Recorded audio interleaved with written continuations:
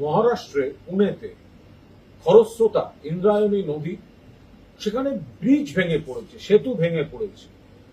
পর্যটক অনেকে নিখোঁজ, এখনো মৃত্যুর খবর ইতিমধ্যেই এসে পৌঁছেছে।